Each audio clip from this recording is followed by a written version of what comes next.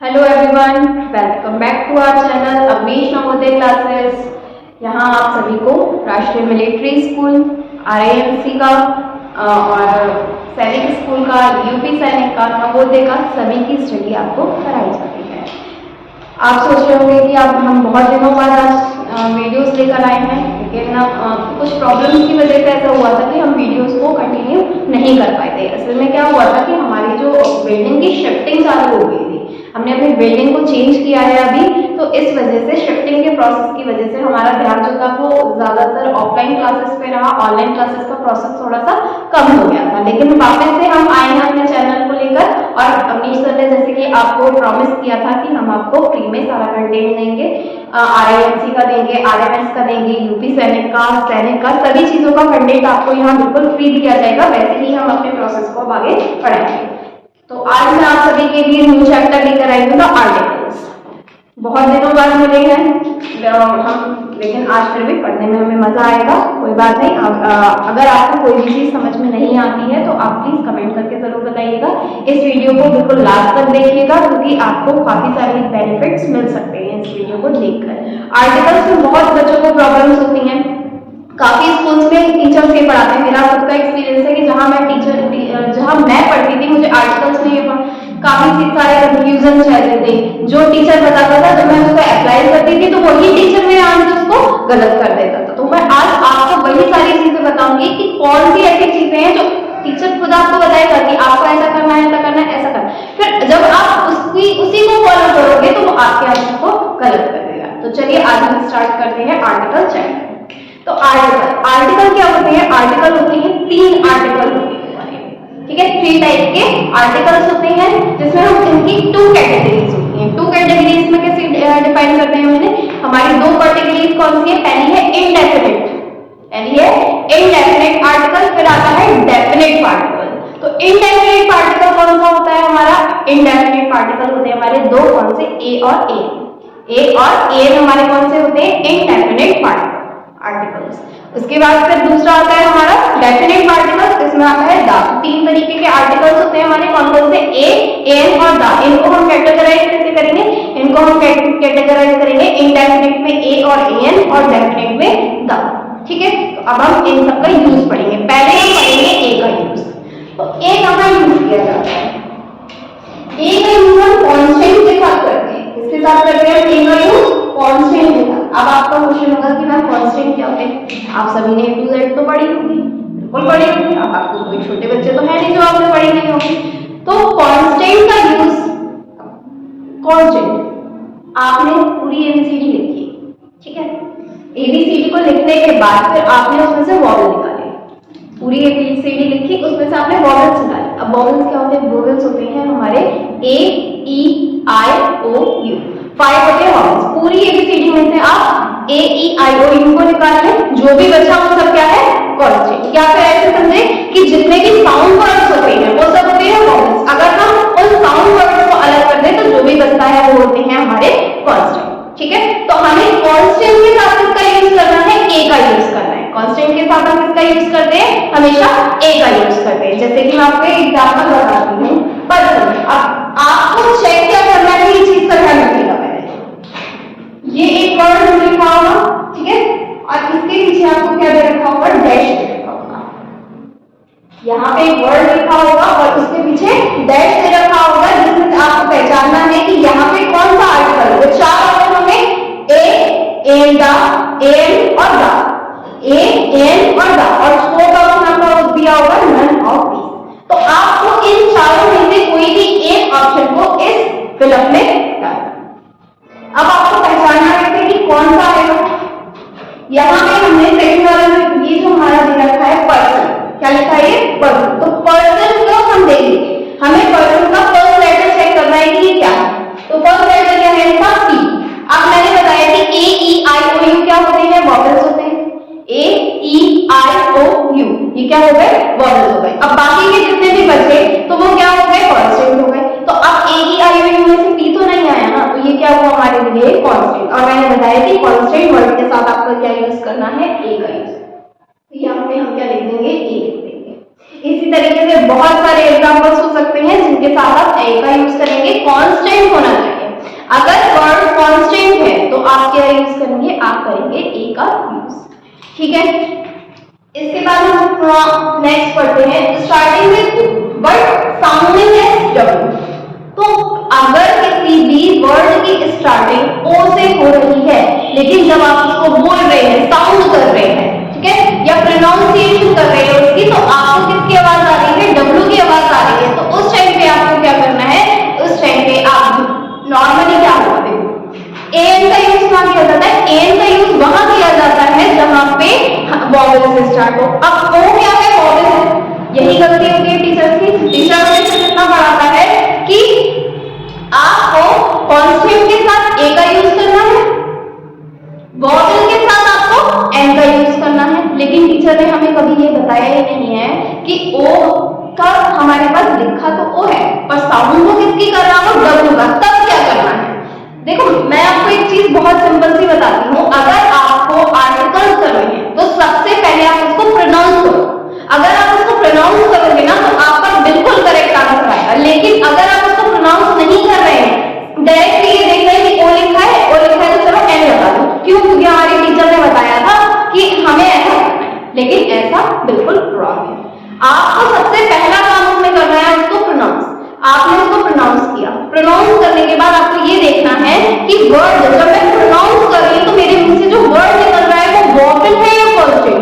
अगर तो आ रहा है आपका कॉन्स्टेंट तो मतलब लिखा तो ओ है, लेकिन डब्ल्यू आवाज किसकी आ रही है, डब्ल्यू की आ रही है। तो डब्ल्यू की आने की वजह से डब्ल्यू को प्रोनाउंस, हम जब प्रोनाउंस कर रहे हैं तो डब्ल्यू की साउंड आ रही है, मतलब डब्ल्यू क्या हो गया आपके लिए, कॉन्स्टेंट हो गया। अब कांस्टेंट जब ये हुआ तो मुझे क्या यूज करना है, प्रोनाउंस के बेसिस पे मैं इसके साथ ए यूज करूंगी। लेकिन आप बहुत सारे बच्चे होते हैं, बहुत सारे लोग होते हैं जो इस चीज का यूज क्या करते हैं कि ओ लिखा है, चलो इसको हटाओ, इसको क्या कर देते हैं, हम इसके साथ एन का यूज करते हैं। लेकिन वही उनकी चीज एग्जाम में हमेशा जाती है गलत। लेकिन आज मैं आपको बता रही हूँ कि आपको हमेशा आर्टिकल का यूज करने से पहले सबसे पहला काम उसको प्रोनाउंस करना है। प्रोनाउंस करने के बाद आपको समझ आ जाएगा कि क्या करना है। अगर आपको प्रोनाउंस करने के बाद बार बार रिपीट करें ताकि आपको ये लर्न हो जाए। अगर आपको प्रोनाउंस करने के बाद कॉन्स्टेंट की आवाज आ जाए, अगर आपको प्रोनाउंस करने के बाद कॉन्स्टेंट की आवाज आए तो फिर आपको ए ही यूज करना है, एन यूज किसी भी हाल में नहीं करना। जैसे एग्जांपल ये हमें दे रखा है 1 रुपी, तो मुझे आगे के मतलब नहीं है, मुझे सिर्फ इससे मतलब है 1 वो की वो को जो मैं लिखूंगी तो किससे लिखूंगी, जैसे आप व्हाट्सएप पे टाइपिंग करते हैं, व्हाट्सएप पे टाइपिंग करते हुए 1 का कैसे लिखते हैं, खुद सोचो। जैसे कि हरी लिखते हैं तो HARI हरी लिखते हैं ना, चाहे हिंदी में कोई सा भी वर्ड हो, हम हमेशा व्हाट्सएप पे टाइपिंग हमेशा हिंदी में करते हैं, लेकिन उसको इंग्लिश में लिखते हैं। तो यही काम यहाँ करना है हमें। 1 अब मैंने सोचा अपने दिमाग में कि 1 लिखा है, वहां ONE1 लिखा है, लेकिन अगर मैं इसको तरीके से पढ़ूं तो ये, अगर मैं इसको करेक्ट प्रोनाउंसिएशन पे इसकी मैं नहीं चाहती, तो मैं इसको ओन पढ़ूंगी। ओन पढ़ूंगी तो ओ क्या हुआ, ओ क्या हुआ, एक साउंड वर्ड हुआ। तब आप इसके साथ क्या करते, अगर इसकी प्रोनाउंसिएशन ओन होती तब आप इसके साथ एन का यूज करते, बट इसकी प्रोनाउंसिएशन क्या है, इसकी प्रोनाउंसिएशन है 1। और 1 किससे शुरू होगा, डब्ल्यू से शुरू होगा। अब डब्ल्यू क्या है, एक कांस्टेंट वर्ड है, कांस्टेंट के साथ हम क्या यूज करते हैं, ए यूज करते हैं, बात खत्म। इतनी सी बात आपको समझ में है कि क्या प्रोनाउंसिएशन आ रही है। अगर प्रोनाउंसिएशन आपकी कांस्टेंट आ रही है तो आप ए यूज करेंगे, अगर आपकी प्रोनाउंसिएशन वॉवेल आ रही है तो आप एन का यूज करेंगे। ये बात आपको बहुत अच्छे से समझनी पड़ेगी। अगर ये बात आपकी क्लियर हो जाती है तभी आप इस चीज को फॉलो कर सकते हैं और आपके आंसर्स भी करेक्ट होंगे। देखिए ये चैप्टर बहुत ज्यादा टफ नहीं होता है, बस इसको डिफिकल्ट कहां समझा जाता है कि प्रोनाउंसिएशन। अगर आपको वर्ड की करेक्ट प्रोनाउंसिएशन नहीं पता तो आप इसके लिए इंग्लिश स्पीकिंग करें, ऐसे लोगों से पढ़िए या ऐसे लोगों के साथ बैठिए जो करेक्ट प्रोनाउंसिएशन करते हैं। तो जो लोग करेक्ट प्रोनाउंसिएशन करते हैं उसी से आप सीख सकते हैं कि क्या इसकी प्रोनाउंसिएशन है और क्या इसके साथ आप यूज करेंगे। सबसे पहली चीज आपको इसमें प्रोनाउंसिएशन ही चाहिए। चलिए अब हम आगे स्टार्ट करते हैं। दूसरा क्या कह रहे हैं हमें, ये कि अगर किसी भी स्टार्टिंग हो रही है यू से, ठीक है, लेकिन ये वाला यू दिखाई दे रहा है आपको, अब इन यू में और इस मीनिंग क्या है? यूनिवर्सिटी, यूनिवर्सिटी, ठीक है। लेकिन यहाँ पे मैं क्या कह रही हूँ आपको, मैं कह रही हूँ यू, ये मैंने लिखा है आपके यूनिवर्सिटी। अब अगर मैं इसको इंग्लिश में लिखना चाहूँ तो मैं इसको यू को क्या लिखूंगी, ये वाला लिखूंगी, ना कि ये वाला। अगर मैं आपको एक तरीके से और समझाती हूँ, जैसे यहाँ पे मैंने लिखा अनलेस, अब ये स्टार्ट हुआ है यू से, इससे स्टार्ट हुआ है यू से, लेकिन मैं इसको जब पढ़ रही हूँ तो मुझे अन की आवाज आ रही है, और आ क्या होता है, साउंड वर्ड होता है, और यहाँ पे आ रही है किसकी, यूनिवर्सिटी में मुझे किसकी आवाज आ रही है, इस वाले यू की आ रही है। तो अगर आपको इस यू की, वाई ओ यू की आवाज आ रही है, तब आप कौन सा यूज करेंगे, क्योंकि यह क्या होता है, यह एक कांस्टेंट होता है, ये कोई भी साउंड वर्ड नहीं है।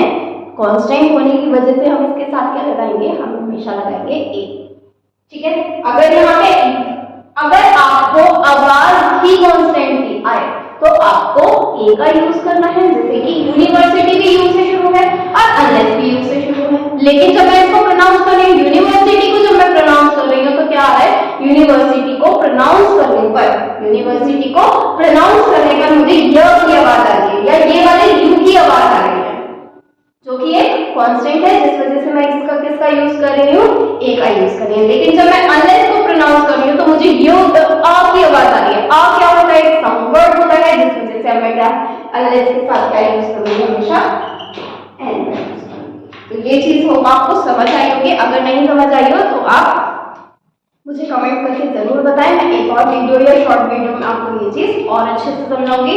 हमारे चैनल के साथ जुड़े रहिए, लास्ट तक बने रहिए, क्योंकि मैं आपको लास्ट में से काफी सारी चीजें हैं आपकी जो बहुत सारे अभी तक शायद आपके काफी सारे डाउट्स क्लियर हुए होंगे, और आगे बने रहेंगे तो और भी डाउट्स आपके क्लियर हो जाएंगे। जब तक मैं आपको ये बता रही हूँ तब तक आप हमारी वीडियो को कहीं पे शेयर भी कर सकते हैं, अपने दोस्तों को शेयर कर सकते हैं, सब्सक्राइब कर लीजिए अगर आपने सब्सक्राइब नहीं किया है तो। चलिए अब हम आगे का स्टार्ट करते हैं। अब मैं बताती हूँ आपको एन के बारे में, ए एन एन। एन के बारे में क्या होता है कि वॉवेल्स, अभी मैंने आपको बताया कि कांस्टेंट है तो ए, और वॉवेल है तो एन। तो एन का यूज आपको वॉवेल के साथ करना होता है। वॉवेल कौन से होते हैं, ए ई आई ओ और यू, ये सब क्या होते हैं, वॉवेल होते हैं, मतलब साउंड वर्ड्स होते हैं। तो साउंड वर्ड के साथ हम किसका यूज करेंगे, हमेशा साउंड वर्ड के साथ यूज किया जाता है आपका एन, ठीक है। इतनी बात क्लियर है। इसके बाद देखिए नॉर्मल सी चीज है, कांस्टेंट ए, वॉवेल ए, पर आगे फिर इतने से काम नहीं चलेगा, इतने से काम बिल्कुल भी नहीं चलेगा। आपको सबसे पहले उसको क्या करना पड़ेगा, आपको सबसे पहले उसको प्रोनाउंस करना पड़ेगा। अब प्रोनाउंस करने में कुछ और आ जाए तब क्या करेंगे, begins with H remain silent। तो H से शुरुआत तो हो रही है, वर्ड की शुरुआत किससे हो रही है, H से, लेकिन H होगा साइलेंट और उसके बाद आ रहा है आपका क्या, वॉवेल। H क्या होता है, कांस्टेंट होता है, कांस्टेंट होता है कि नहीं होता, H क्या है हमारा, कांस्टेंट है, क्योंकि ये साउंड वर्ड्स तो नहीं है, ए ई आई ओ में से तो कोई भी नहीं है H। तो H जो है वो कौन सा होता है, कांस्टेंट होता है। H अगर कांस्टेंट है और फिर उसकी आवाज हो गई साइलेंट, जैसे एक एग्जांपल से समझिए, are, H O U R, H O U R, तो इसको अगर मैं देखा जाए तो हार बोला, लेकिन हार तो नहीं बोलते ना, हम इसे क्या बोलते हैं, आर बोलते हैं। इसकी करेक्ट प्रोनाउंसिएशन क्या होती है, आर होती है। अब आर में जिसमें मैंने लिखा आर, तो जब मैंने आर को बोल रही हूँ तो आर बोलने पर मुझे किसकी आवाज आ रही है, मुझे आ रही है वॉवेल की आवाज। एच है क्या, साइलेंट, साइलेंट होने की वजह से अब काफी सारे बच्चे यही मिस्टेक करते हैं, वही बात आ गई कि नहीं आ गई। अगर ये आर लिखा होता तो आप कहते कि एच जो है वो कांस्टेंट है, एच कांस्टेंट होने की वजह से आप इसके साथ ए का यूज करते हैं, लेकिन आपने उसको प्रोनाउंस किया होता, अगर आपने इसे प्रोनाउंस किया होता तो आपको क्या समझ आता कि ये यहाँ पे एच हमेशा क्या होता है, साइलेंट होता है, जिस वजह से ये क्या हो जाता है, आर हो जाता है, और आर होने की वजह से वॉवेल की आवाज आने की वजह से हम इसके साथ एन का यूज करते हैं, ठीक है, बात क्लियर हुई थोड़ी बहुत। चलिए आगे बढ़ते हैं। साउंड है ओ, अगर किसी भी चीज में साउंड आ रही है ओ की, ठीक है, साउंड आ रही है ओ की, बिगिंस विद कॉन्स्टेंट, जैसे कि एग्जांपल समझो एमपी, एमपी, एमपी, तो देखो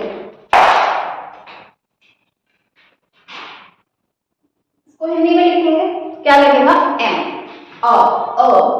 की आवाज मतलब वॉवेल।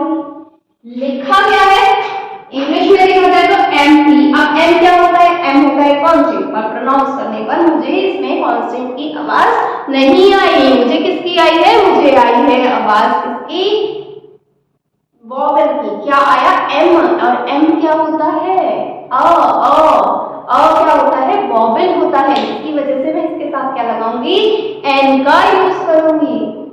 अब जैसे मैं एक और एग्जांपल देती हूँ, बीए। अब आप मुझे बताइए कमेंट करके कि बीए में मैं एन का यूज करूंगी या ए का यूज करूंगी, ठीक है। जैसे मैंने एमपी का बताया, एमपी में जब मैंने इसको प्रोनाउंस किया था तो मुझे अ की आवाज आई, इस वजह से मैंने इसके साथ क्या लगाया, एन लगाया। लेकिन अब आपका काम है मुझे कमेंट में बताना कि बीए के साथ क्या लगता है, ठीक है, जरूर कमेंट करिएगा और बताइएगा। चलिए अब हम आगे स्टार्ट करते हैं अपना जो भी यही चीज है कि यहाँ पे हम क्या कर रहे हैं, एम, एम क्या है कांस्टेंट, शुरू कांस्टेंट से हो, पर हमें आवाज किसकी आए, प्रोनाउंस करने पर हमें साउंड किसकी आए, वॉवेल की आए, तो हम किसका यूज करेंगे, एन का यूज करेंगे।